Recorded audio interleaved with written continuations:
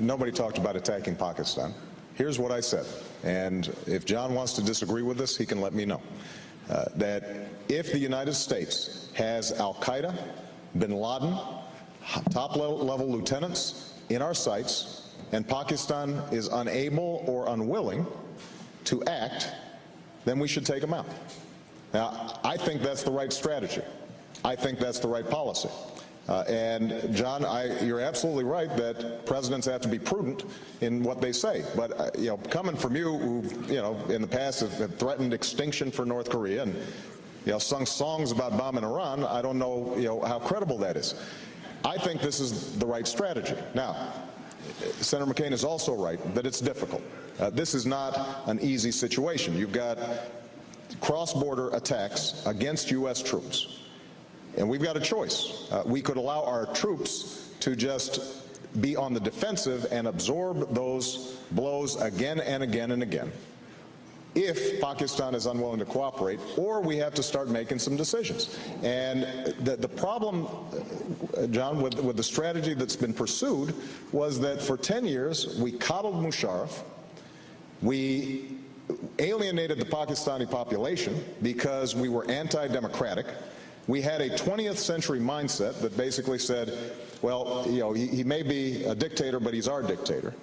And as a consequence, we lost legitimacy in Pakistan. We spent $10 billion. And in the meantime, they weren't going after al-Qaeda, and they are more powerful now than any time since we began the war in Afghanistan. That's going to change when I'm President of the United States.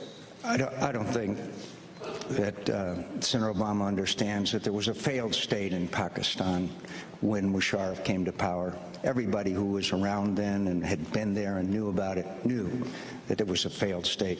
But let me tell you, this business about bombing Iran and all that, let me tell you my record. Back in 1983, when I was a brand new United States congressman, the person I admired the most and still admire the most, Ronald Reagan, wanted to send Marines into Lebanon.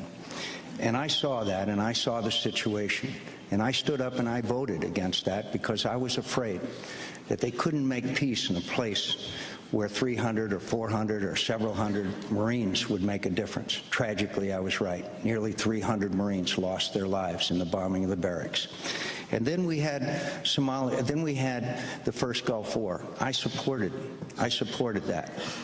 I supported us going into Bosnia when a number of my own party and colleagues was against that operation in Bosnia. That was the right thing to do to stop genocide and to preserve what was necessary inside of Europe. I supported what we did in Kosovo. I supported it because ethnic cleansing and genocide was taking place there. And I have a record. And Somalia, I opposed that we should turn the force in Somalia from a peacekeeping force into a peacemaking force, which they were not capable of. So I have a record. I have a record of being involved in these national security issues, which involve the highest responsibility and the toughest decisions that any president can make, and that is to send our young men and women into harm's way. And I'll tell you, I had a town hall meeting in Wolfboro, New Hampshire, and a woman stood up and she said, Senator McCain, I want you to do me the honor of wearing a bracelet with my son's name on it. He was 22 years old and he was killed in combat outside of Baghdad, Matthew Stanley, before Christmas last year. This was last August, a year ago. And I said, I will wear his bracelet with honor. And this was August a year ago. And then she said, but Senator McCain, I want you to do everything, promise me one thing, that you'll do everything in your power to make sure that my son's death was not in vain. That means that that mission succeeds, just like those young people who re-enlisted in Baghdad, just like the mother I met at the airport the other day, whose son was killed.